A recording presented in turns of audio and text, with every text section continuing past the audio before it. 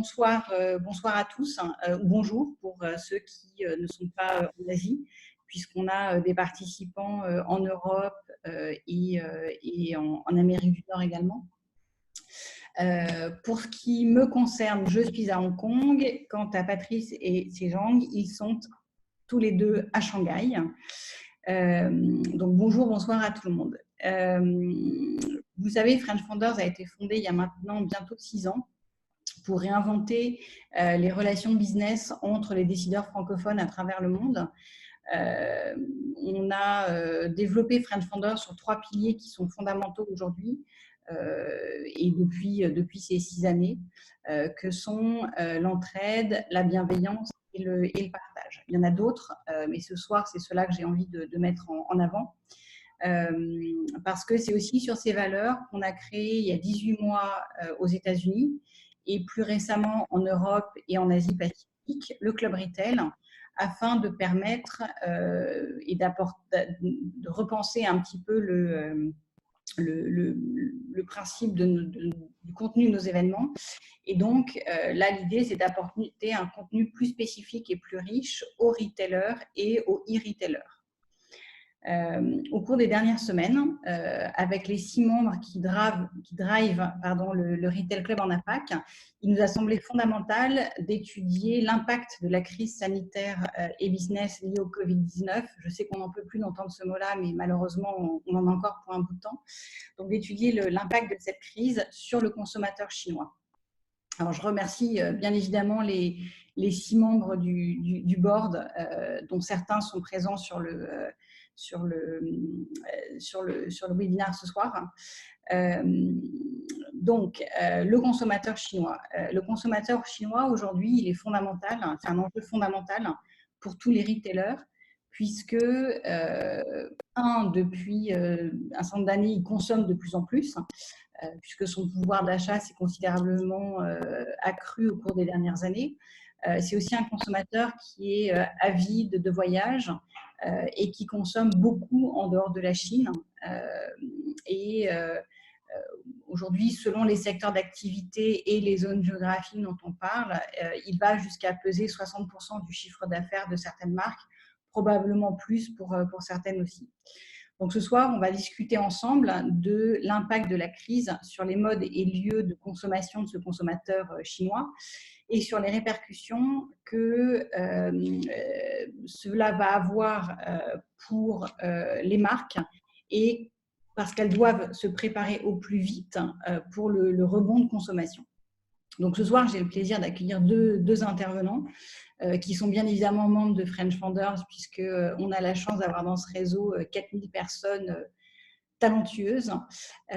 Donc, je vous présente en premier Sejong, qui est donc manager Chine de Métis International, et Patrice, qui est managing partner de Faber Novel. Donc, bonsoir à tous les deux et merci d'être là ce soir. Avant de vous passer la parole, quelques informations sur le déroulé et les règles de fonctionnement de la session. Alors, comme vous l'avez constaté pour les premiers arrivés, donc vos micros sont coupés par défaut. Donc, moi, je peux les réactiver au besoin si vous le souhaitez, mais a priori, comme je le dis, on ne va pas utiliser cette fonctionnalité-là. Je vais d'abord donner donc la parole à Sejong qui va intervenir pendant une 30aine de minutes, puis à Patrice qui interviendra sur la même durée à peu près, et enfin, on passera à une session de Q&A qui durera une 30aine de minutes également. Vous pouvez tous envoyer vos questions au fur et à mesure. Vous voyez qu'en bas de votre écran ou en haut, ça dépend un petit peu de votre browser et de l'appareil que vous utilisez pour participer à ce webinaire, il y a une fonctionnalité Q&A ou questions-réponses. Et donc, vous pouvez envoyer au fur et à mesure vos questions avec cette fonctionnalité. Je les lirai, je vais les synthétiser et je les retransmettrai aux deux intervenants. Précisez bien à qui la question s'adresse. S'il n'y a pas de précision, les deux répondront.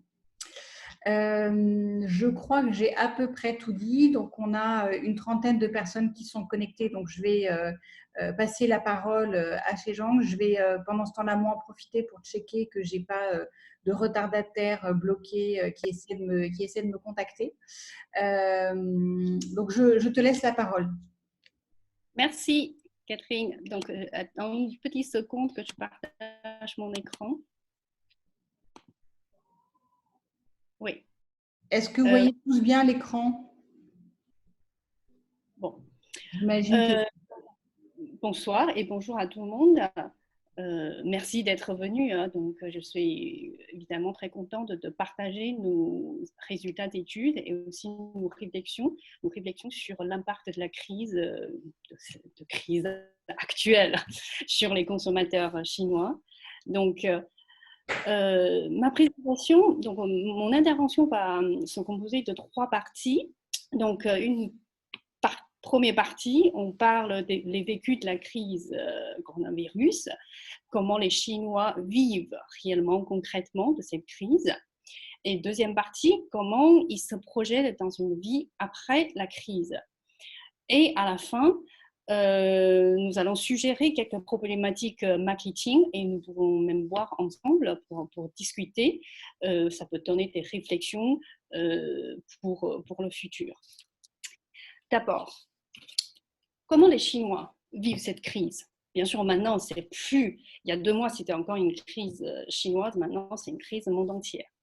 Donc, en Chine, cette crise, il y a 3 facteurs qui jouent très fort. Premièrement, c'est comme partout dans le monde, c'est une catastrophe sanitaire qui engendre du stress, l'angoisse et perte de contrôle, etc.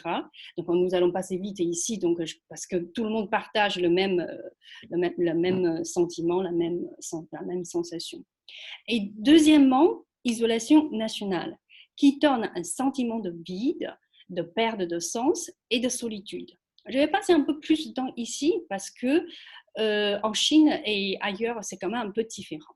Et troisième, c'est propagande médiatique qui éveille, renforce le sentiment nationaliste. Donc, catastrophe sanitaire, on passe vite. On sait tous que c'est une situation de panique extrêmement forte et pesante. Et en plus, spécialement pour Chine et aussi d'autres pays en Asie, ça rappelle la période du SRAS en 2003. Et l'isolation nationale, vous allez dire, c'est aussi pareil, parce que le monde entier, la moitié du monde est confiné aujourd'hui, mais pas exactement. Parce que la population chinoise, la spécificité ici, c'est que la population chinoise fait face à un contraste extrêmement fort entre 2 réalités. Une réalité, c'est leur vie habituelle, c'est-à-dire nous sommes en Chine, c'est une société de consommation, tout tourne extrêmement vite. Tu dois absolument se battre pour monter, se battre pour continuer, pour avancer. Donc, le focus de la vie, c'est complètement à l'extérieur. C'est ton travail, c'est tes amis, c'est ton réseau social, c'est l'extérieur. Alors, de là, passer à une autre extrême, c'est-à-dire à la fois à la maison, ta vie est réduite aux besoins essentiels. Et tu dois tout faire toi-même, tu n'as plus de service, c'est complètement une vie intérieure. Donc, le contraste de ces 2 réalités, c'est extrêmement fort par rapport à d'autres pays. Donc, cet arrêt brutal de la vie sociale a encore plus d'impact que la catastrophe elle-même. Et pour les Chinois, bien sûr, ils souffrent de cette solitude. Mais ce qui est différent, c'est aussi, ça leur donne aussi une opportunité assez rare de vivre une autre vie, un temps, un espace où on apprend à vivre avec soi et avec sa famille. Donc, il y aura des impacts, on en parlera tout à l'heure. La propagation médiatique. Au début de cette crise, la crise est toujours représentée comme une guerre. On voit des postures de soldats, des armes, des héros. On voit des mots comme guerre, gagner, au nom de la guerre, au nom de la nation, etc. Tout ce genre, ça donne une ambiance extrêmement forte d'une guerre. Et tout le monde s'imagine comme dans une guerre et participent volontairement à cette guerre invisible. Donc, c'est autour de toute cette propagande et aussi la participation collective de la population, ça réveille et renforce le sentiment nationaliste. Et cette crise, sous cette crise, il y a plusieurs manières de résistance. Donc, il y a la surprotection du corps et de la santé, il y a la recherche de contrôle, il y a la participation collective à la vie publique, il y a aussi comment vivre un nouveau rapport à l'espace et au temps en étant en famille. On va regarder chacun de ces points. D'abord, la surprotection du corps et de la santé. On va passer vite parce que la plupart d'entre vous, vous vivez en Asie. Donc, vous voyez cette sensibilité accrue pour ce qui touche l'hygiène et la santé encore plus fort qu'auparavant, en fait. Vous voyez dans cette première photo, donc dans l'ascenseur, tout est protégé pour éviter le moindre contact. Dans la deuxième photo, même les chats ont un masque. Donc, il y a une surprotection du corps et de la santé. Et ce qui est plus intéressant, c'est de voir, pour résister à cette crise, une volonté extrêmement forte de recherche de contrôle, de contrôler sa vie. Parce que maintenant, on est à la maison. On n'a plus de devoirs, plus d'orientation, plus rien à faire. Alors, donc, retrouver le contrôle devient un besoin extrêmement fort. Et ce qui est différent en Chine, c'est que cette recherche de contrôle, ça se fait sous forme de connexion Internet, être connecté, en plus d'une manière plus optimiste. De nombreuses personnes suivent les différentes APP pour simplement partager leur vie. Dans ces partages, c'est simplement qu'est-ce qu'ils font comme cuisine, qu'est-ce qu'ils regardent comme émission, de quoi ils discutent, simplement pour chercher le fait d'être ensemble. Et cette recherche de contrôle se passe aussi d'une manière un peu fin et ludique. Par exemple, tous ces programmes très suivis, ça donne des activités, ça donne des challenges dans les activités à la maison, mais sous forme de jeu.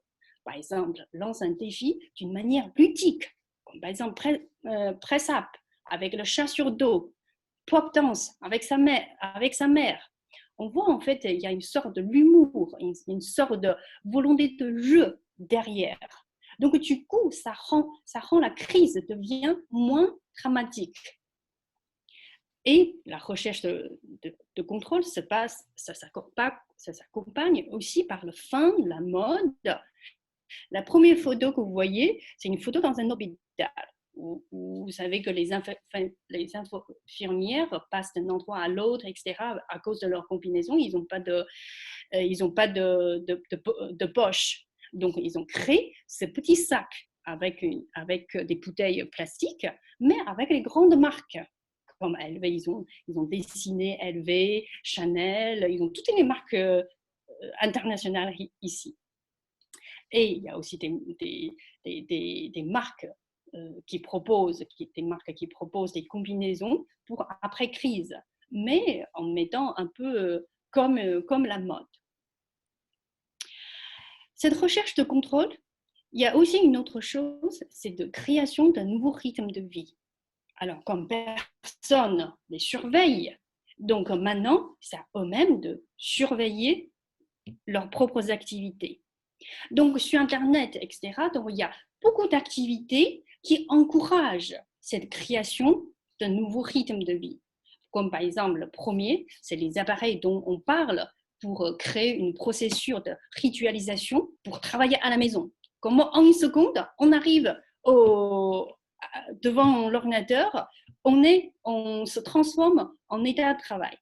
Et deuxième, ce programme cosmétique, Clock In, c'est-à-dire tous les jours, tu te connectes pendant une période, ici c'est 19, ça va être plus ou moins long. Tous les jours, tu pointes pour dire qu'est-ce que j'ai fait, etc. Donc, pour tenir ce besoin, parce qu'il y a beaucoup de gens qui ne se maquillent plus, qui portent le pyjama tous les jours, etc. Donc, il y a une résistance contre la laziness et la distraction. Et bien sûr, vous voyez le troisième photo, le programme de sport. Donc, le fameux EPP Keep explose après la crise. Donc, les gens commencent à faire du sport à l'intérieur de la maison puisqu'on ne peut pas contrôler l'extérieur. Donc, le fait de contrôler soi-même, contrôler son corps, ça donne la assurance. Et la participation collective à la vie publique. On en a un peu parlé, donc sous cette propagande médiatique. Mais ce que je veux insister ici, c'est que vraiment, pour la plupart des Chinois, c'est vraiment une participation volontaire à cette guerre, à tout ce qui se passe, que ce soit être connecté, devenir témoin de la construction express de l'hôpital à Wuhan, ou que ce soit surveiller les comptes des dons de charité, ou d'agir pour le médecin Li Wenliang qui est mort à cause de coronavirus. Par contre, ce qui est intéressant ici, c'est que même si les deux dernières actions, c'est sous forme de critique, mais c'est toujours une critique positive. Les gens ont le sentiment qu'ils critiquent parce qu'ils contribuent à aider le gouvernement. Ce n'est pas au sens critique d'attaque, mais c'est que moi, je fais partie du gouvernement. Moi, je les aide à accomplir cette mission. Donc, ça crée une sensation de citoyenneté, une sensation aussi d'être ensemble avec les autres. Et bien sûr, la dernière forme de résistance, c'est de réapprendre à vivre à l'intérieur en étant en famille. Donc, on voyait donc les deux grands thèmes, c'est la cuisine et les enfants. Parce que transformer une vie par délégation, donc en Chine, je pense que beaucoup d'entre vous connaissent bien la Chine. Donc la vie est par délégation, c'est souvent les repas peut être livrés, les pizzas sont livrés dans les quelques minutes, tout peut être livré. Et les nounous sont pas très chers, les ouvriers pour fixer quelque chose dans la maison, etc. Il y a des services, énormément de services. Donc, du coup, la vie à l'intérieur de la famille, ça se passe par un système de délégation, dans la plupart des cas. Mais là, donc il n'y a plus de possibilités, tu dois faire tout toi-même. Donc, c'est là où la vie, il y a une révolution de la vie en famille. En plus, en Chine, alors, assez souvent dans la famille, le grand problème, c'est l'absence du père. Donc, le fait alors pendant ces 2 mois, le fait que le père soit 24 heures sur 24 heures est là, donc ça change la relation à l'intérieur de la famille. Bon. Alors, quand on parle de la vie après la crise, les gens ont une vision assez optimiste. Ici, les gens ne parlent pas trop de la récession, ne parlent pas trop de la crise économique. Bien sûr, pendant les 2 mois, il y a eu beaucoup de pertes, mais globalement, il y a une vision assez optimiste, malgré la prudence. Donc, ils partent tous à aller faire du shopping, je vais faire du restaurant, je vais aller voyager, etc. Donc, ce sont des choses que je pense qu'on peut tous imaginer. Mais ce qui est intéressant, c'est qu'on sent à la fois sur les plus jeunes et sur les consommateurs plus âgés qui sont en famille, il y a une privilégiation des éléments d'intériorité. C'est-à-dire, au lieu de dire « Ah oui, je vais encore gagner combien d'argent, je vais encore avoir une promotion de professionnelle, et je vais encore faire ça », les gens commencent à dire « Ah oui, bah, je dois avoir une vie plus saine ». Mais les plus jeunes disent « Ah oui, donc quand je bois encore des milk tea, donc je vais regarder les ingrédients dedans, je vais mettre moins de saleté dans mon corps ». Alors les gens qui ont de la famille disent « Ah oui, nous on va faire plus de cuisine à la maison, donc on mange moins à l'extérieur ». Et une demande de communication plus sincère. Les gens commencent à dire, donc ça me fait penser à mon ami, donc on va parler plus de ma vie au lieu de seulement parler de ah oui, ce qui se passe, etc. Donc il y a une relation, une communication plus sincère. Et le plaisir de profiter des petits moments dans la vie. Donc, il y a des consos qui parlent. Bon, maintenant, quand je voyage, quand je vois le ciel, je vais, je vais avoir l'impression que chaque nuage a son histoire. Donc, donc après ces 2 mois, donc, il y a quelque chose qui change, ou bien qui privilégie, au moins les consommateurs qui privilégient, comme tout ce qui touche l'intérieur devient quelque chose d'important.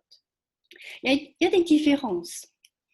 Pour les plus jeunes, les plus insouciants, alors, cette crise de mois, c'est une parenthèse difficile, mais l'impact de cette crise est plus limité sur la santé et la protection du corps. Alors que pour les célibataires, ceux qui ont déjà un travail, pour eux, c'est plus un tournant. Ils ont eu l'opportunité de réfléchir sur eux-mêmes, sur leur relation avec la nature, sur leur entourage, sur le sens de la vie, etc. Donc, ils changent d'un rythme extrêmement vite de travail tous les jours, ou bien de rencontre des amis tous les jours, à un moment de réflexion. Donc, pour eux, il y a un tournant. Pour eux, c'est clairement un tournant pour eux.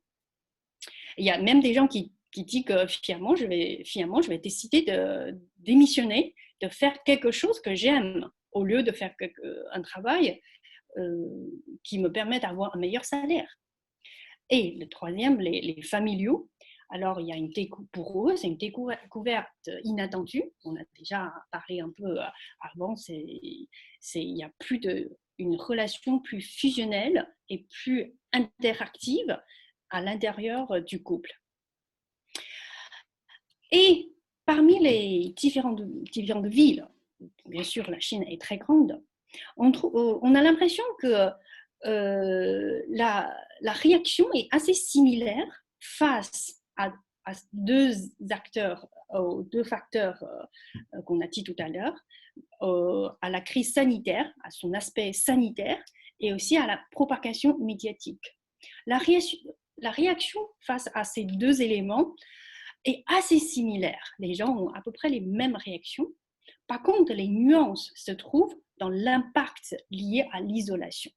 Donc, on peut imaginer que dans les villes tiers 1, les villes rapides, stressées, etc., donc du coup, cette vie un peu plus tranquille, plus lente, plus relaxée, plus tournée vers l'intérieur, ça leur choque, ça leur impacte beaucoup plus.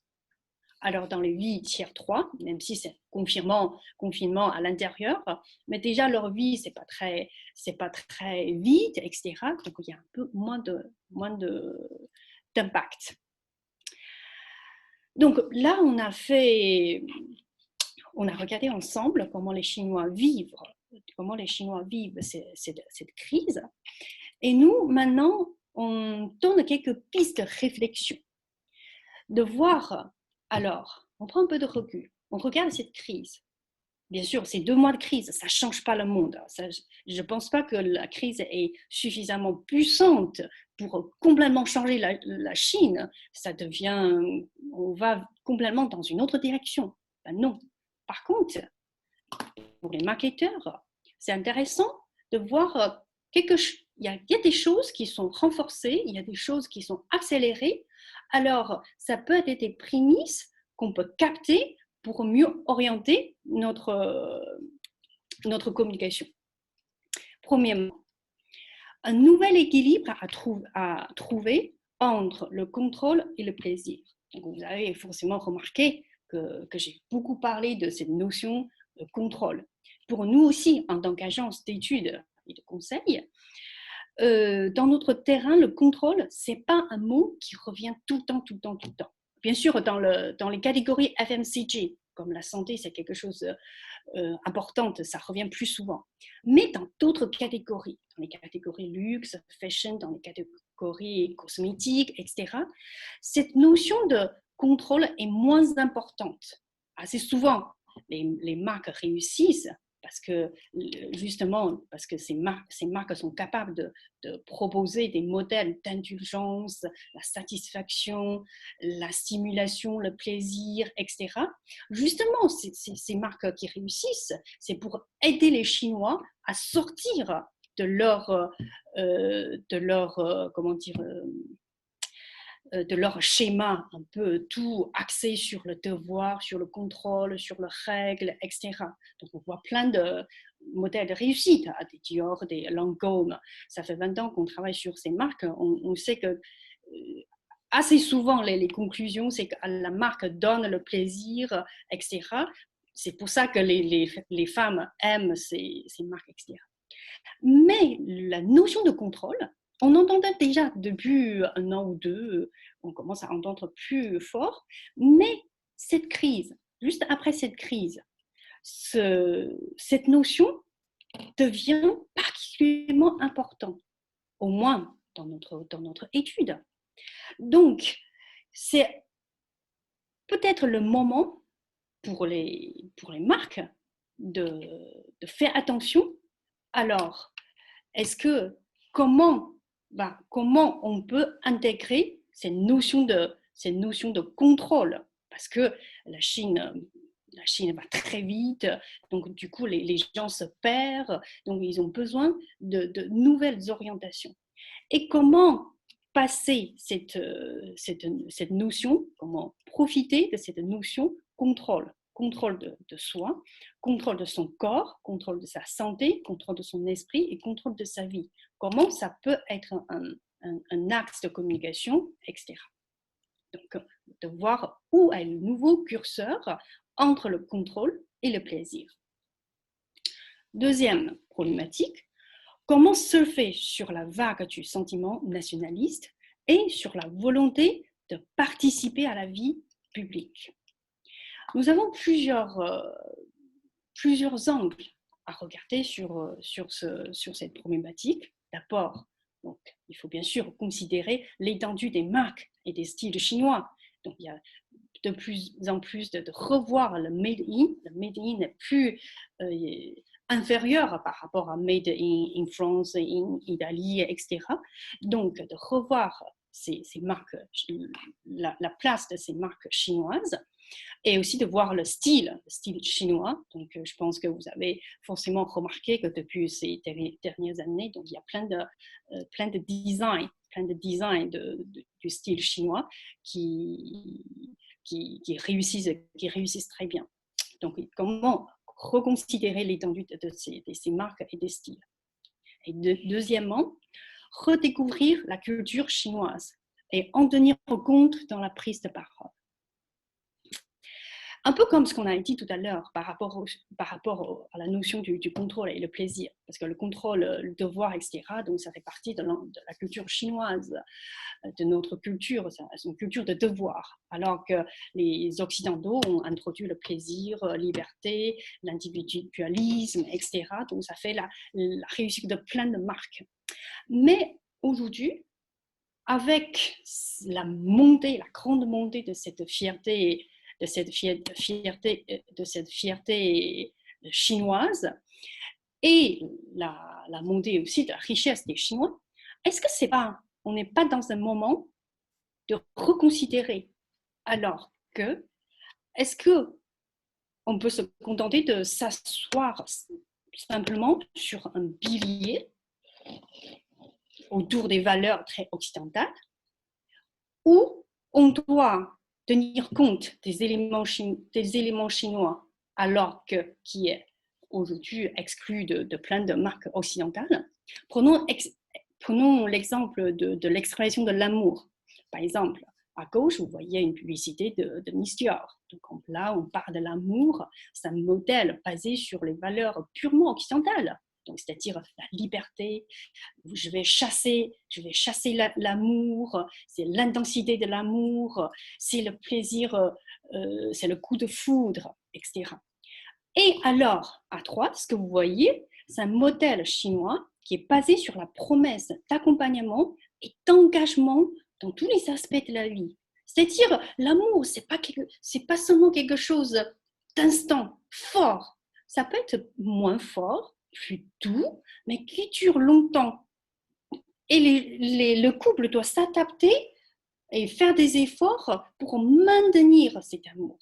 Donc, vous voyez, donc, la différence est quand même très, très grande. Donc, je ne suis pas en train de recommander Dior de complètement changer de direction. Ce que je dis, c'est que les marques occidentales doivent aujourd'hui prendre sérieux aux éléments chinois et essayer de voir comment en profiter. Et troisièmement, considérer les consommateurs chinois comme des citoyens internationaux. Quand on parlait de cette présentation, Catherine m'a posé la question, elle dit « Ah oui, donc nous, on a des marketeurs qui commencent à poser la question. Alors, avec cette montée nationaliste assez importante, est-ce que les Chinois vont plutôt fermer la porte de vouloir acheter chez eux en Chine, même si c'est un peu plus cher, au lieu d'acheter un peu à Hong Kong, etc., dans le monde entier? » La réponse est non.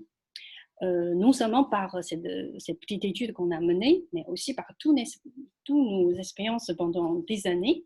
En fait, les Chinois, être chinois, c'est pas d'être limité en Chine. Le fait d'acheter à Milan, à Paris, à Hong Kong, etc., les gens se sentent encore plus chinois parce qu'ils veulent être internationaux. Ils veulent devenir sur les premiers rangs, internationaux. Donc, du coup, cette question, bien sûr, on a profité de cette occasion, on a aussi demandé aux consos. Donc, il rigole, il dit, bien sûr, on va continuer à faire les modèles comme avant, si la crise se termine. Donc, ça, il y a une condition importante. Et en plus de le choix des lieux, ils veulent aussi être traités comme des internationaux. Comme par exemple, le lancement de produits. Pourquoi c'est toujours la Chine, c'est 1 an, 2 ans plus tard que les autres? Les éditions limitées, pourquoi on en a moins que les autres? Et les présences les produits avec l'esprit chinois, pourquoi il n'y en a pas tellement dans les rayons internationaux? Donc, il y a toutes ces demandes pour demander des citoyens ou les consommateurs internationaux. Et bien sûr, devenir une voix pour une marque, c'est important. C'est déjà avant la crise, c'est déjà très important pour les marques de bien la vie publique. Ça renforce cette idée de responsabilité sociale. Ce qui est intéressant de voir, c'est que comme cette crise est une crise sanitaire qui est directement liée avec l'environnement, avec les animaux, etc. Donc, du coup, est-ce que la protection de l'environnement, la protection des animaux, est-ce que ça peut devenir des triggers encore plus importantes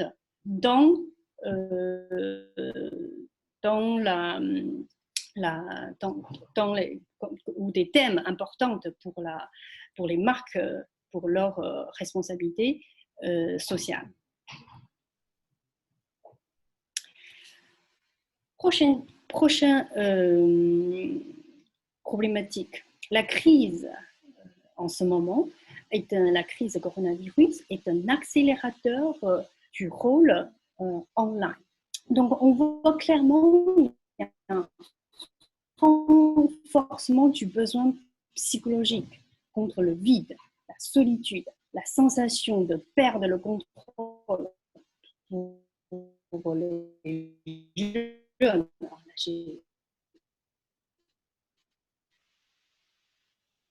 Génération Z qui vit dans une société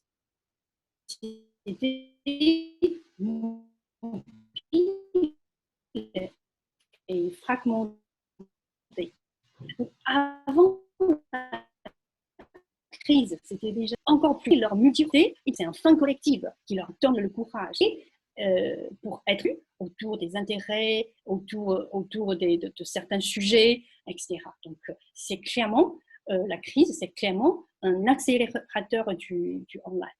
En plus, online, c'est non seulement, donc il y a une montée continue du online en termes de promenade et de présence. Donc, à gauche, la photo que vous voyez ici, c'est le live streaming de la Cité interdite. Et pendant la crise, tous les grands sites ouvrent leurs portes, c'est-à-dire il y a des cours gratuits partout, des cours de très haut niveau. Tu peux avoir des DJ de très haut niveau gratuitement sur Internet avec le live streaming. Tu peux avoir des cours de yoga très haut niveau, pareil, de très haut niveau, et aussi gratuit en ligne. Plein de choses. Donc, c'est clairement, il y a une montée aussi dans l'esprit des gens de promenade. C'est important. Je me souviens encore, il y a 5-6 ans, une des grandes marques de luxe nous sollicite pour faire une étude pour comprendre. Alors, émettre une publicité sur Internet de leur marque, est-ce que ça nuit leur image ou pas? Aujourd'hui, la question ne se pose pas. Donc, Internet, aujourd'hui, avec tous ces moyens, donc, il y a un renforcement du promenade. Donc, et en promenade et aussi en présence. Donc, je pense que vous comprenez facilement, en fait, il y a des touchpoints partout dans le rituel quotidien des consommateurs. Je pense que Fabrice va aussi donner des exemples encore plus concrets. Et c'est online. Et les consommateurs, ils attendent, et aussi, c'est parce que fermer 2 mois à la maison, donc le fait le besoin d'être dans les magasins, d'avoir le toucher, le sensoriel, la chaleur humaine, etc., c'est bien sûr extrêmement important. Mais ces consommateurs attendent aujourd'hui, c'est plus un écosystème entre online et offline qui rend l'expérience comme une expérience globale. Donc, par exemple, les vendeurs, ça peut être, on peut acheter, si quelqu'un connaît un vendeur, la vendeur peut vendre à la fois sur online et aussi dans leur magasin. Par exemple, pour tester un produit, on peut avoir la possibilité de tester à la fois online ou à la maison ou dans le magasin. Donc, ils attendent plein de systèmes pour créer un écosystème, de ne plus séparer les deux. Donc, si j'achète online, bon, le billet, si j'achète offline, le billet va dire, bon, j'achète pas assez cher, etc. Il me donne. Bon. Ou bien si j'achète online, j'ai pas de service après-vente ou il me manque. Bon. Il y a des choses. Donc, les consommateurs sont plus dans une approche d'un écosystème ici. Et l'expérience autour de l'intérieur pendant ces 2 mois stimule une révolution de la maison. Donc, la maison, la vie moderne à la maison et les relations plus éducataires et interactives à la maison sont une direction de communication particulièrement importante pour les marques, surtout pour les marques de FMCG, avec les produits qu'on utilise à la maison. Donc, comment valoriser la mère comme un nouveau fédérateur de la famille grâce à son intelligence, sa beauté, ses connaissances versus le sacrifice ou le devoir. Comment jouer un rôle dans la construction d'une nouvelle relation couple et bonding. Comment recréer l'espace de la maison, comment créer un lieu de convivialité, d'interaction et de relaxation. Donc, il y a beaucoup de nouveaux axes. Bon, ces axes existent déjà avant, mais la crise a beaucoup renforcé ces axes. Okay. On termine avec une question un peu ouverte, parce que est-ce que les comportements d'achat vont devenir plus réservés ou rationnels? J'ai pas de réponse parce que assez souvent ce genre de réponse, il faut des chiffres candis et il faut des chiffres d'industrie. Hein. Il faut voir vraiment la crise à l'extérieur, comment ça va évoluer, etc. Par contre, il y a des pistes dans les études, dans nos études, c'est que on entend 2 voix.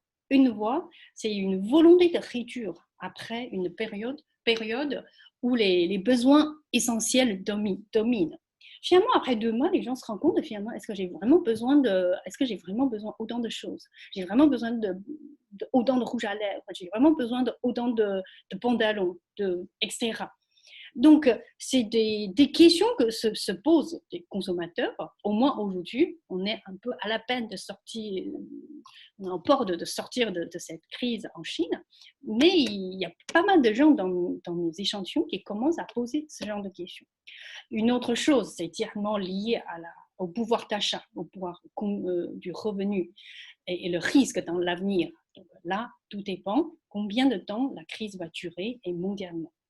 Donc, on peut, si vous voulez, on peut en parler tout à l'heure. C'est quoi votre vision? Bon. Et maintenant, je laisse la parole à Fabrice. Patrice. Alors, Patrice, est-ce que tu peux nous partager ton écran? Merci beaucoup, Jean, pour ces premiers éléments. C'était, de mon point de vue, en tout cas, très, très intéressant. Donc, je te remercie. Patrice, tu arrives à partager? Alors, pas pour l'instant. Je pense que ça va venir.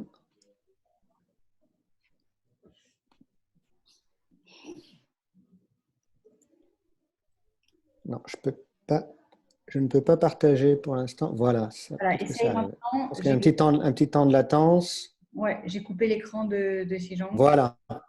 Ok, donc Patrice, je te laisse la parole. Je pense que Sejong, tu as fait une bonne transition. Donc, C'est une transition. Merci. Et en plus, je me suis beaucoup reconnu dans ce moment de. On était contingenté beaucoup moins, heureusement maintenant à Shanghai, mais notamment à faire du sport. Moi, j'ai fait 70 km en un mois avec mon treadmill. Je n'ai jamais fait autant de sport. Je me suis retrouvé dans tes descriptions. C'était assez intéressant. Et globalement, je pense que d'ailleurs, c'est bien qu'on ait, je trouve, cette discussion ensemble. On vit un moment intéressant. Je pense qu'il y aura un avant et un après. On ne sait pas exactement mesurer cet impact. Et cet avant et cet après, bien sûr, c'est lié aux consommateurs chinois. Et je pense que c'est ce que tu as admirablement décrit, Sejong. Il y aura sans doute un avant et un après aussi pour les entreprises. Et donc, on va plus se focaliser à présent sur la question des entreprises et comment elles réagissent à cette période. Et on aura, je pense, à la fois des observations et des interrogations, puisqu'on a encore très peu de recul sur les événements. Donc, on est dans un moment assez intéressant de mon point de vue, puisqu'on se retrouve dans un scénario qui est un peu les scénarios de science-fiction qu'on imaginait. Et si finalement plus personne ne vient dans nos magasins, dans nos boutiques, qu'est-ce qui se passe?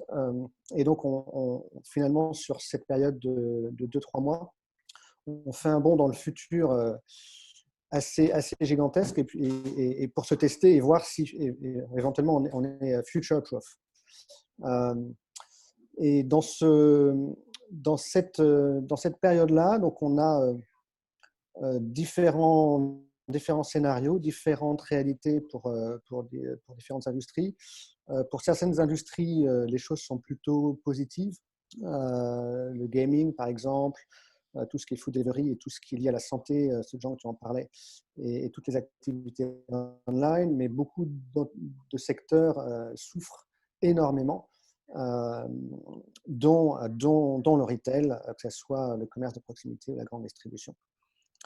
Juste un chiffre, parce que je pense que vous êtes, vous, dans cette réalité, donc vous avez le détail de tout ça. Moi, ce qui m'a frappé, c'est de voir que durant le Chinese New Year, on a une perte directe d'1 trilliard de RMB en 15 jours. Je crois qu'on est, le marché en Chine est à peu près 40 trilliards. Donc, c'est quand même assez brutal et un saut dans le futur qui est assez rapide. Donc, on n'a pas eu le temps de se préparer. Et je pense que personne n'était préparé à ça. Donc, la question aujourd'hui des groupes et des sociétés dans la distribution, c'est comment faire face à un contexte où les magasins du jour au lendemain sont vides, plus personne ne se déplace, et les rues commerçantes aussi se sont vidées, les villes se sont vidées. Pour ceux qui sont de Shanghai, j'en ai vu quelques-uns dans la liste, je vous ai mis une photo de Nanjing Road, qui est la rue commerçante piétonne de Shanghai, qui est noire de monde, et qu'on ne voit jamais voilà, aussi vide, sauf la nuit. Et deuxième réalité, c'est non seulement les magasins sont vides et les employés sont de fait au chômage technique, mais aussi les consommateurs, et je te le rappelais bien, Sejong, ont changé d'attention. Ils ont changé d'attention, ils ont changé de touchpoint. Quelque chose qui n'était jamais arrivé depuis 5 ou 10 ans, et je vous l'ai mis à gauche, c'est un rebond de la télévision. Pour la première fois depuis des années, en fait, la télévision a repris des parts de marché et le temps passé devant son écran de télévision a augmenté en Chine. Certainement, ça sera un rebond technique et on n'imagine pas que ça continue sur le long terme, mais il y a eu un changement drastique des habitudes de consommation de médias. Ici, sur la droite, ce sont les jeux en ligne qui ont également explosé pour certains jeux. Honor of Kings qui a pratiquement doublé en termes d'utilisation. Et puis des plateformes qui étaient déjà, on va dire, dans le vent, finalement sont devenues l'épicentre de l'attention des consommateurs. Je pense à Douyin, qui était à l'origine quelque chose qui était vraiment pour les millennials il y a 1 ou 2 ans, qui a commencé à se massifier pas mal l'année dernière et qui est devenu extrêmement mainstream complètement et avec une accélération avec le Covid-19. Aujourd'hui, tout le monde est sur Douyin, toutes les classes d'âge et sur tous les sujets. Donc, il me manque une copie d'écran. Donc l'attention des consommateurs a changé, ils ont changé de médias, ils ont changé de la façon de consommer du temps sur Internet, beaucoup plus sur les vidéos de live streaming, et ils ont changé aussi d'envie de consommation. Ici, normalement, sur mon écran, vous devriez voir, et je vais essayer de repasser, je ne sais pas pourquoi ça ne s'affiche pas. Vous devriez voir donc la liste des produits qui sont le plus plébiscités sur Pinduoduo, qui est le deuxième site de e-commerce en Chine. Alors, comme je me rappelle de la liste, je vais vous l'indiquer. Sur le premier choix ou le premier intérêt des personnes sur cette liste-là, c'était tout ce qui est hair trimmer, donc comment on se coupe les cheveux à la maison. On retrouve en haut de la liste, ce dont tu parlais, Sejong, l'intérêt autour des pyjamas, un gros sujet. Et dans cette liste du top 10, on trouve aussi les préservatifs. Et on aurait pu se dire que c'était parce que les gens restent chez eux et qu'il y aura beaucoup de Covid baby cette année. Mais une des raisons aussi très importantes, c'est qu'en fait, beaucoup de personnes ont détourné les préservatifs pour pouvoir toucher, par exemple, les boutons d'ascenseur ou autres, les premières portes, sans se faire contaminer et en ayant une alternative à des gants jetables. Donc voilà, donc l'attention a vraiment changé. Donc, comment les entreprises ont pu réagir à ça? Et on voit essentiellement 3 types de comportements, qui d'ailleurs peuvent être complémentaires ou même séquentiels. Le premier, c'est accélérer et scaler sur la transformation digitale et le fait d'aller plus vite en ligne pour se reconnecter avec ses clients. Et typiquement, on a vu beaucoup d'entreprises qui se sont lancées sur Tmall très rapidement, qui ont accéléré leur plan de déploiement qui était peut-être prévu en début d'année et qui l'ont complètement accéléré. Deuxième chose, c'est de faire mieux, notamment pour ceux qui étaient déjà assez engagés sur le commerce en ligne, sur la relation client en ligne, c'est de faire mieux que ce qu'ils faisaient actuellement et de faire remonter sur le haut du panier, sur leur préoccupation, l'amélioration de leur performance en ligne. Typiquement, on a vu beaucoup de sociétés qui étaient déjà sur Tmall et qui ont lancé des live streaming pour, encourager leur vente en ligne. Et puis, troisième élément, et c'est toujours le plus intéressant, c'est ceux qui ont fait de l'innovation disruptive et qui ont inventé ou qui ont imaginé en fait des nouveaux modes de connexion ou de pivotage de leur business model. Typiquement, et si on reste sur l'exemple du e-commerce, on a vu beaucoup de sociétés qui, et toujours en ce moment, qui basculent rapidement sur des logiques qu'on appelle de private traffic, qui leur permet d'être moins dépendants des plateformes et du trafic des plateformes en ayant une stratégie de direct to consumer via WeChat, avec de l'interaction en direct avec leurs clients dans des groupes WeChat. Donc ça, c'est le gros truc du moment et ça marche très, très bien. Alors, trois types de problèmes que les entreprises ont essayé de résoudre. Je pense que la première et la plus immédiate, c'était de se dire comment on continue à vendre quand 90, 80 ou même 70% du business est encore dans les magasins et que tout est fermé et que plus personne ne sort. Comment reconnecter nos canaux de distribution. Alors, je vous donne l'exemple effectivement d'IKEA. Vous avez sans doute vu passer IKEA, donc modèle vraiment hors ligne, dont le principe est justement d'attirer le trafic, mais de garer le trafic le plus longtemps dans son magasin avec des parcours dans le magasin et beaucoup de rétention. Donc a été complètement frappé par l'absence de trafic et le fait que les clients avaient peur justement d'avoir cette proximité qu'on retrouve souvent dans les magasins IKEA. IKEA avait basculé dans le e-commerce l'année dernière en direct to consumer et était en train de lancer son Tmall et donc ils ont complètement accéléré et sont lancés le 10 mars pour ceux qui ont vu passer l'information. Donc ça, c'est typiquement, je dirais, une réaction d'accélération de cette transformation qui était déjà en cours. Un autre exemple qui est assez intéressant, qui est une marque de cosmétiques chinoise, qui par ailleurs est très intéressante, qui font des produits cosmétiques à base d'ingrédients naturels. Donc l'impact pour eux, c'était éventuellement de mourir et de ne pas pouvoir s'en sortir avec plus personne dans les magasins.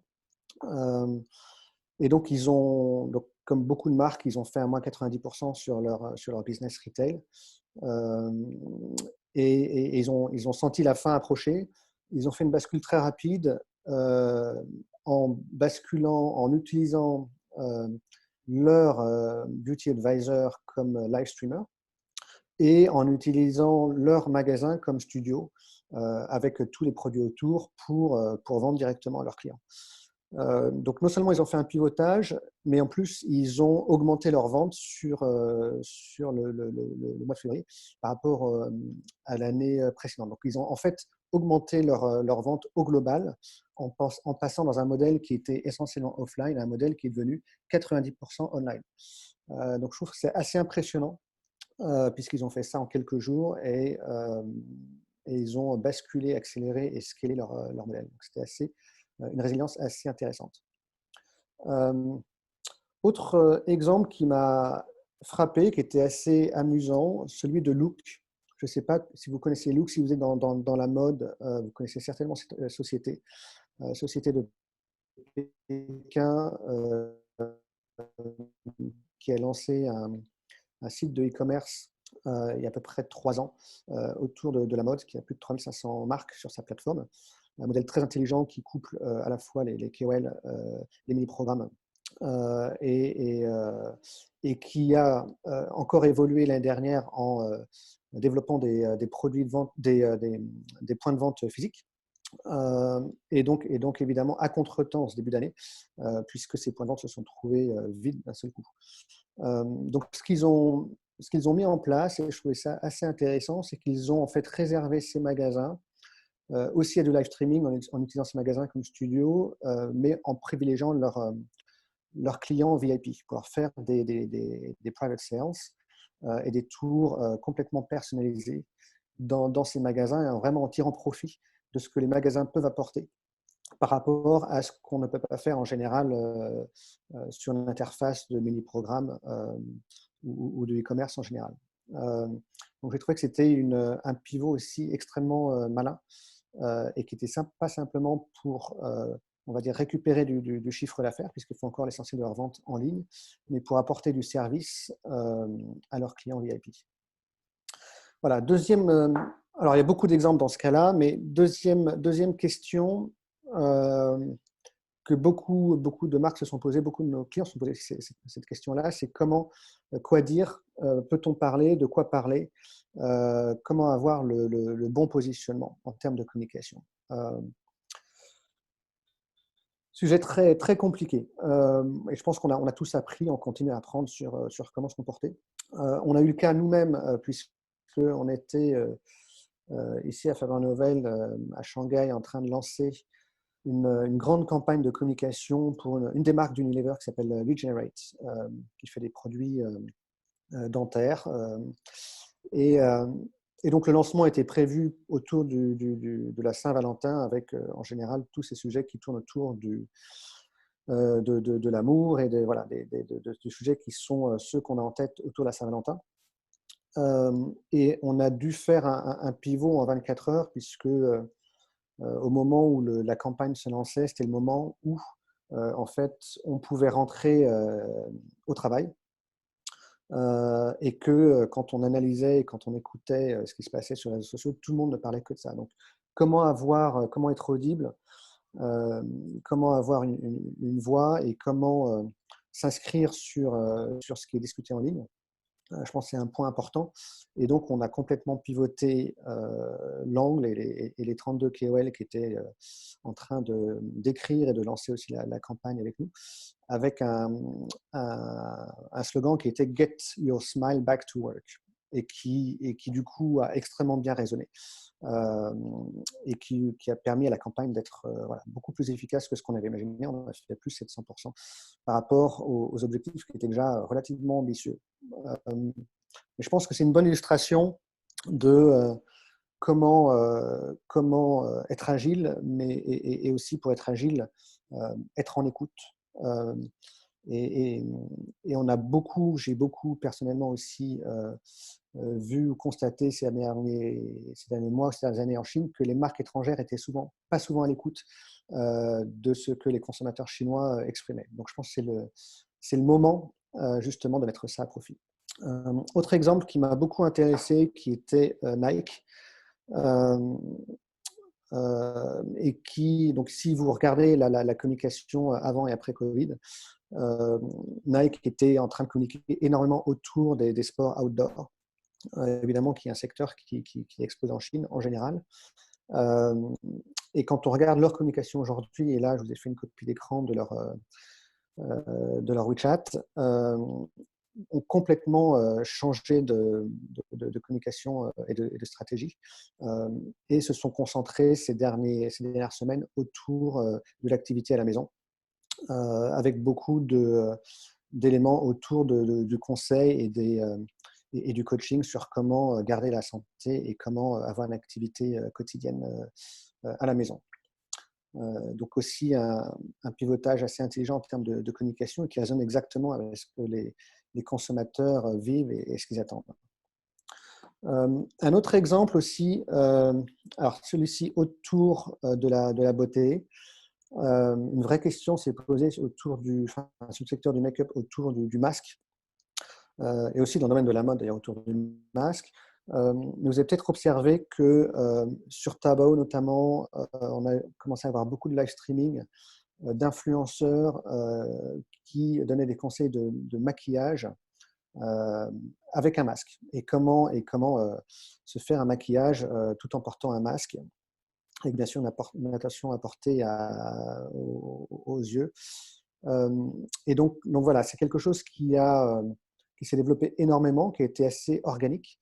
Et ici, vous voyez l'exemple de MAC qui a complètement rebondi sur le sujet et complètement intégré ça dans sa communication avec des tutoriels, des visuels et toute une gamme de communication qui s'est inscrite complètement dans ce qu'attendaient les utilisateurs. Donc, je trouve que c'est un exemple assez remarquable et surtout qui s'est fait extrêmement, extrêmement rapidement. Autre exemple, et sur un autre domaine, donc on a eu, et sur le sujet de la compassion et notamment du lien émotionnel entre des marques étrangères et la Chine, et tu parlais aussi, ce genre beaucoup du sentiment de fierté nationale, etc. Donc, il y a eu beaucoup de sujets autour de ça et comment les marques devaient réagir. Est-ce qu'elles devaient supporter, y compris financièrement? Est-ce que ça serait bien vu ou mal vu? Voilà, et comment faire cette communication. Donc, on a eu beaucoup de marques qui ont fait ça et je pense que vous avez, ici, on présente richement, mais beaucoup de marques ont participé, donné et ont des gestes extrêmement intéressants d'attention pour les Chinois en général. Euh, et d'autres, et je trouve cet exemple qui est assez intéressant, c'est Alessandro Michele, donc le creative director de Gucci, qui en fait a fait un petit dessin et qu'il a posté tout simplement. Et au final, quand on regarde comment les Chinois sur Internet ont réagi à l'ensemble de ces messages-là, euh, le moment où la séquence qui s'est passée avec Gucci a été extrêmement forte et d'ailleurs a résonné beaucoup plus fort. Et je pense que les Chinois ont senti qu'il y avait quelque chose de très vrai, de très direct et qui n'était pas travaillé.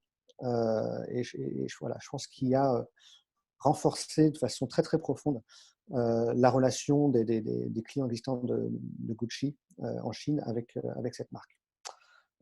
Et dans une logique qui se faisait, voilà, qui sans doute, je pense, n'était pas dans une logique de récupérer, essayer de récupérer des voix, mais qui était du soutien vraiment réel de la part du creative director. Donc, je trouve que c'était un exemple assez intéressant.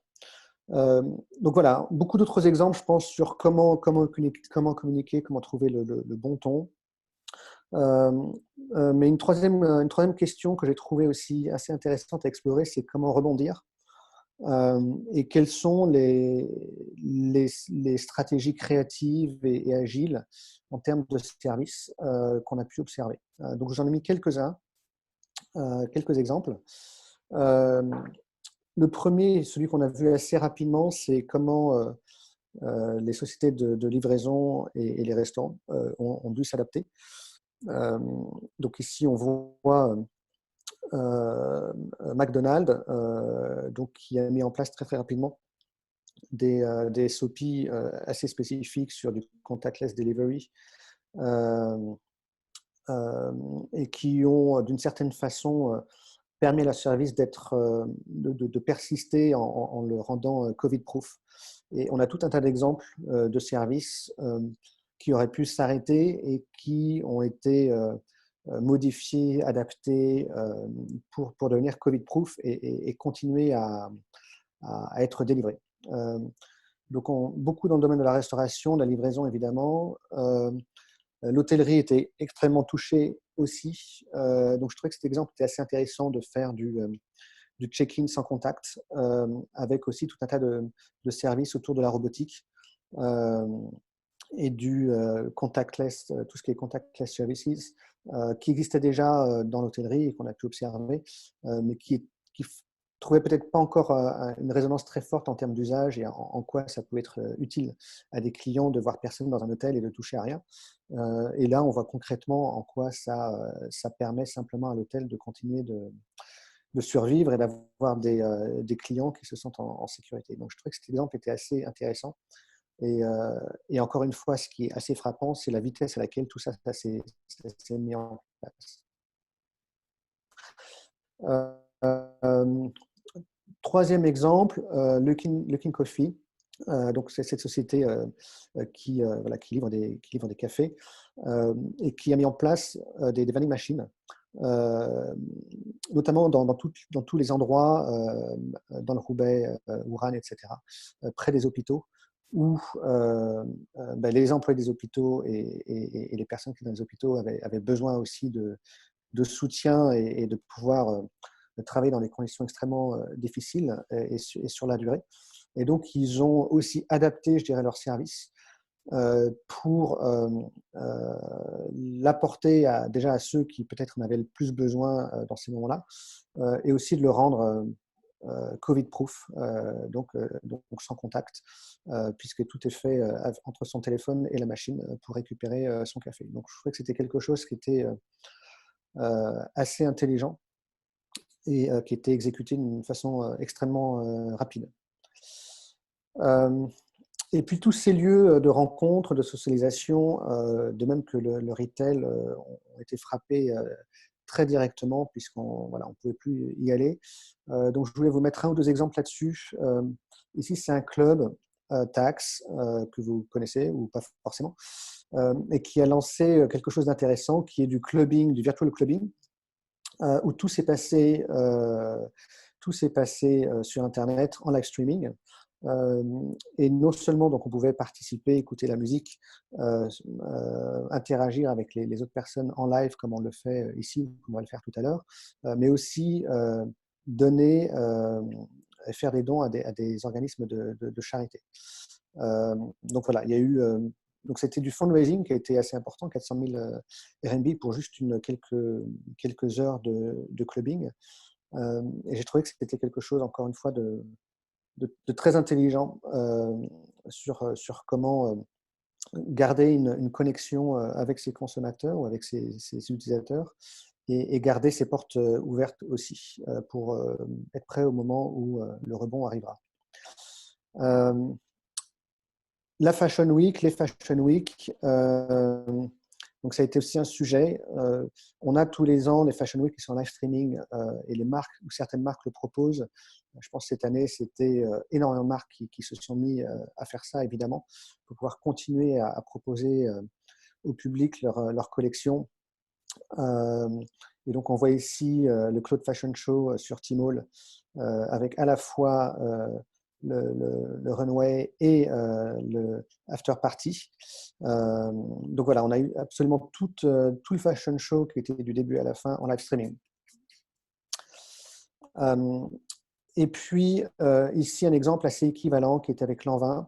Vous avez peut-être participé à celui-ci qui était assez intéressant, qui s'est passé sur iQIYI, donc qui est le Netflix chinois, et qui a permis non seulement d'avoir ce fashion show durant la Fashion Week, mais aussi d'en faire un point de départ à la vente et de connexion avec toutes les plateformes de e-commerce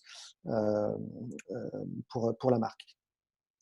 Voilà, donc beaucoup d'exemples. Je pense qu'on pourrait continuer et on est à la fois observateur et acteur dans ce moment-là. Donc, je pense que aussi vous avez vous-même observé ou vécu des choses assez similaires.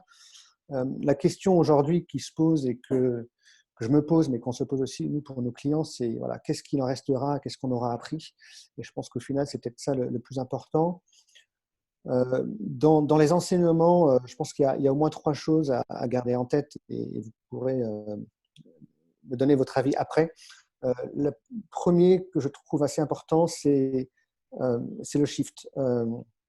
Les clients ou les consommateurs, les utilisateurs ont massivement changé leurs habitudes en termes de consommation média, en termes de touchpoint, et ça redéfinit d'une certaine façon le marketing handbook, la façon d'aller les chercher. Et ce que je dis toujours, c'est de ne pas suivre les tendances, mais de suivre les consommateurs. Là, les tendances ont été en retard par rapport aux consommateurs. On va observer les tendances plus tard, mais les consommateurs ont changé drastiquement leur façon de consommer du média, d'accéder aux marques. Et le shift rapide sur ces plateformes-là en tant que marque est, je pense, absolument nécessaire. Deuxième élément, et c'était la deuxième question auquel je faisais référence tout à l'heure, c'est comment trouver le bon tune, le bon angle avec les consommateurs.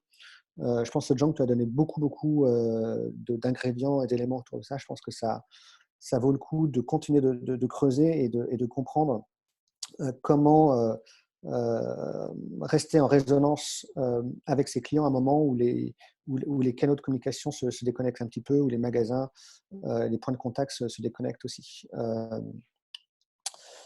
Et on voit d'ailleurs ceux qui avaient déjà construit des relations fortes ou ceux qui ont réussi à garder des connexions fortes, je pense, s'en sortiront bien, et sans doute les autres beaucoup moins bien. Et puis troisième élément, c'est comment s'adapter rapidement. Je vous montrerai l'exemple de cette société cosmétique chinoise qui a pivoté en quelques jours pour passer à 90% sur du online, alors que probablement ils étaient à pas plus de 30%. Donc l'agilité, la capacité d'adaptation, je pense, est extrêmement nécessaire et importante. Et encore une fois, sur qu'est-ce qu'on va garder de tout ça, je pense que ce sont des éléments qui sont importants pour nous préparer en général à notre futur. Voilà, donc je pense que la parole est à vous. Je vous laisse sur la dernière question. Est-ce que vous, votre business est Covid-proof? Nous, c'est ce qu'on se pose aussi comme question chez Faber Novel en tant qu'agence. Et on essaie d'être à la hauteur de ces événements. Ok, merci Patrice. Je vais récupérer l'écran. Je crois que je suis dessus.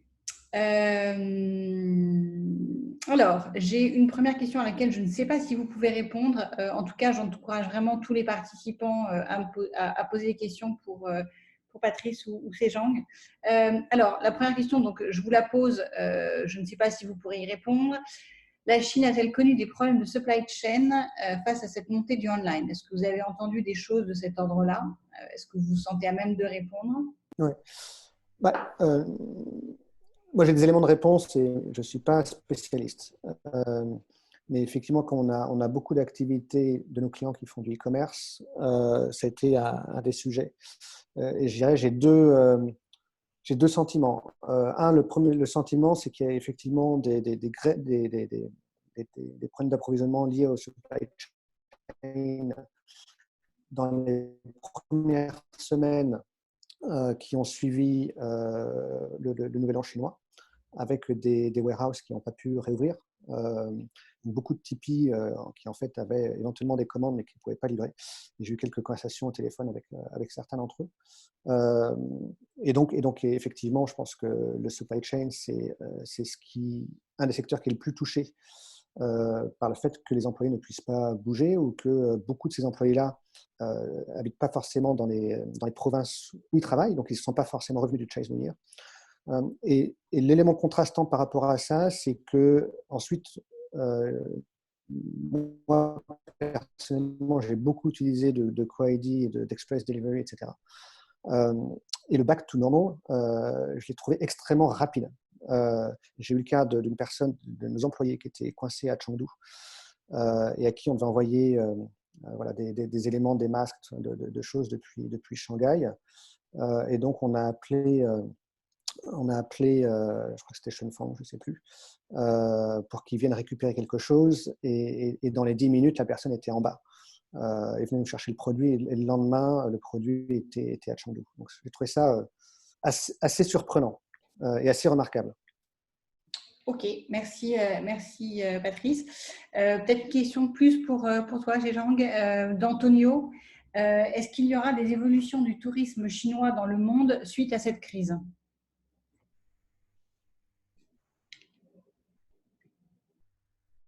Alors, on ne t'entend pas. Il faut que tu remettes ton micro, par contre. D'abord, donc, si la crise continue, parce que les Chinois sont extrêmement prudents, en fait. Si ça continue, c'est-à-dire il y a encore quelques cas, par exemple pour l'Europe aux critères européens ou américains, il y a peut-être 50 cas dans le pays. On considère que c'est fini. Mais les Chinois sont encore très friés de ça, en fait. Par exemple, aujourd'hui, à Shanghai, il y a quand même très peu de cas, à part les gens qui qui arrivent à Shanghai, alors que les gens qui arrivent à Shanghai, il y a des process vraiment extrêmement compliqués pour les quarantaines, etc. Justement, moi, je suis en quarantaine, donc je connais bien les détails de process. C'est quand même très, très strict. Mais là, les gens sont encore ils ont très, très peur. Chaque fois je vois que dans les groupes WeChat Group, ils ont dit « Ah oui, dans notre résidence, dans le building après, il y a quelqu'un qui est rentré de l'étranger. » Donc, du coup, il y a un stress qui est assez fort. Donc, du coup, le fait de voyager, tant que ce n'est pas complètement fini, on dit bon, il y a zéro, etc. Cette peur existe encore. C'est beaucoup plus fort, les Chinois, beaucoup plus fort. Parce qu'on a parlé au départ, le stress, surprotection, etc. Les Chinois, je pense que peut-être les Asiatiques, on est beaucoup plus sensible par rapport à vous. Il y a beaucoup de raisons derrière. Il y a une raison, il y a le SRAS 2003. Il y a une question aussi que nous, parce que c'est seulement 30 ans que la Chine devient plus moderne, etc. Donc, la mémoire récente, encore les maladies à cause de l'hygiène, la mémoire est encore très récente. Et déjà, j'ai entendu ces derniers jours, il y a des missions qui parlent des voyages dans des pays, par exemple, Sud-Asie, etc. Il y a d'autres maladies. Donc, les gens commencent à dire, ah oui, quand je voyage, quelles sont les maladies que je dois faire attention, etc. Donc, sur le choix de destination, bon, d'abord, si la crise continue, il y a encore forcément un impact sur le nombre du tourisme. Et sur le lieu de touristes, il y aura peut-être aussi des changements, en fait. Mais qui ne sont pas forcément des changements, qui peuvent être des changements ponctuels, pas forcément définitifs. Si. Je comprends ce que tu veux poser comme question. Je pense que j'ai du mal à vraiment répondre. J'ai peut-être des éléments de réponse, parce que c'est un sujet qu'on regarde beaucoup et qu'on regarde avec Ctrip, avec qui on a noué un partenariat justement, et c'était avant le Covid, mais justement pour accéder à toutes leurs ressources de business intelligence sur comment les Chinois voyagent. Alors, de manière générale, je pense que tous ces événements, le Covid en fait partie, mais quand on regarde ce qu'on vient de faire, l'étude complète sur 2019, et ça sera un white paper, donc on pourra d'ailleurs le partager avec grand plaisir. Les événements en général impactent énormément les décisions de voyage, les destinations. Donc ça sera le cas, je pense, du Covid.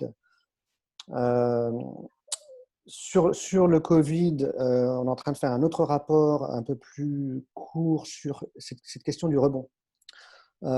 Et quand est-ce qu'on considère ou on espère que les Chinois vont commencer à revoyager, notamment sur tout ce qui est overseas travel.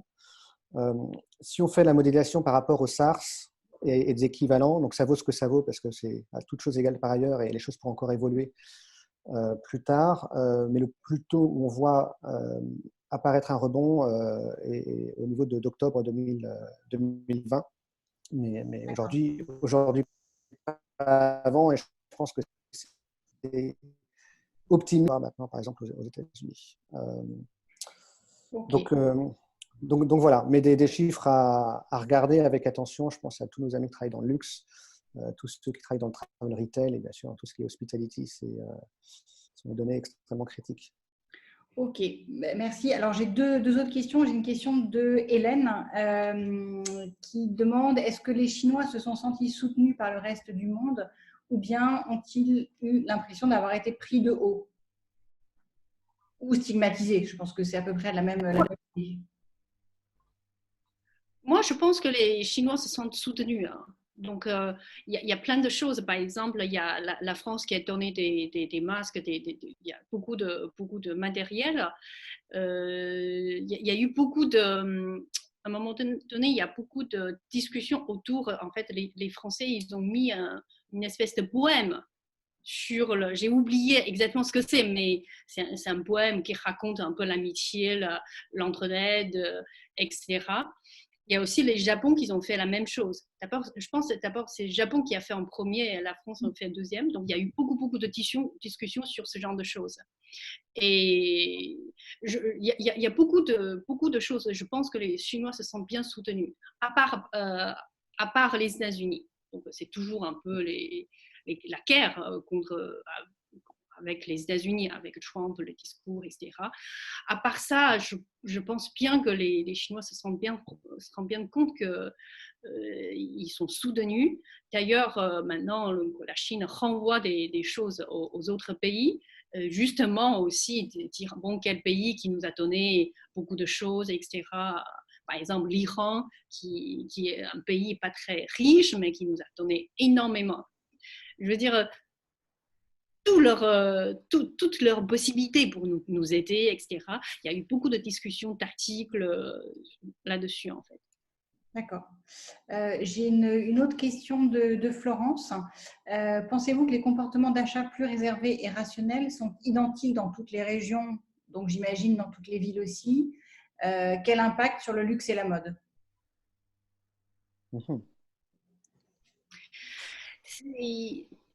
Pour être honnête, cette question pour répondre, c'est un peu tôt pour répondre. Donc, moi, mon opinion, à vrai dire, ça aussi, ça change. Il y a une semaine, si j'avais cette question, je te dirais, ça reprend très vite, la vie, etc. Mais maintenant, c'est que la crise, c'est un peu partout dans le monde. On ne sait pas combien de temps ça va durer. Donc, avant, j'ai déjà dit dans mon intervention, donc il y a déjà des gens qui commencent à se poser la question, pourquoi je dois acheter autant de choses? Peut-être je peux payer un peu plus, mais acheter moins. Il y a ce genre de réflexion, déjà, ça commence à se poser.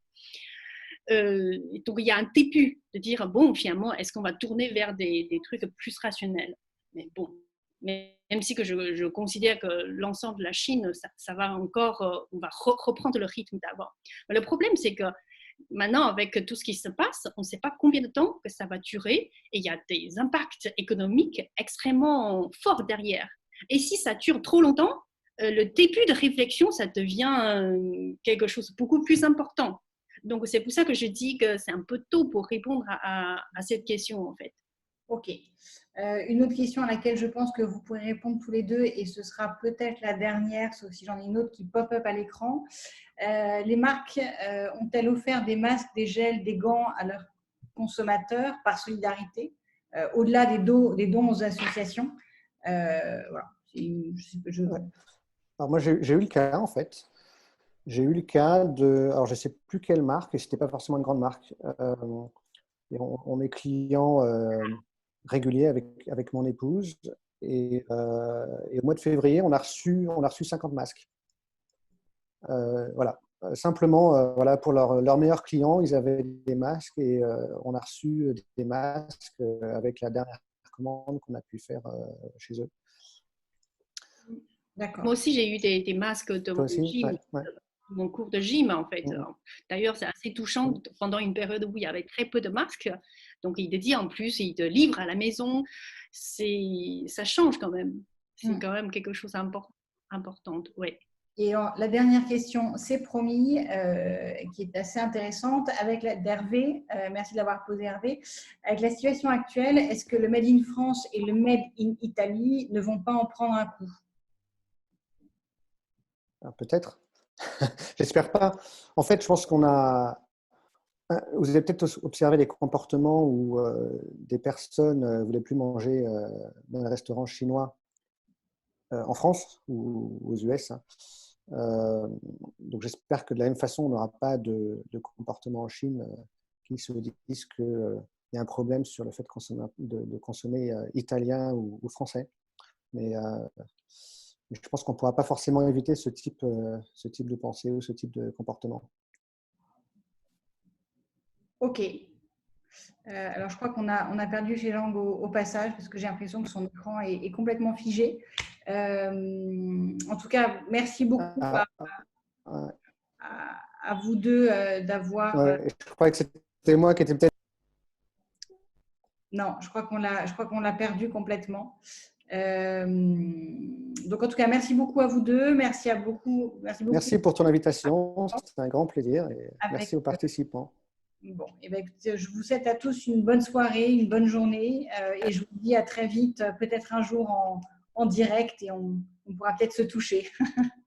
Et promis, je te dis comment mettre le fond d'écran avec la plage. Et comme l'événement French Founders ne se termine jamais sans un verre de vin, je bois et à tous. Tu m'as pris de court. Ok. À très bientôt. Salut. Ok. À bientôt. Ciao, ciao. Ciao. Merci.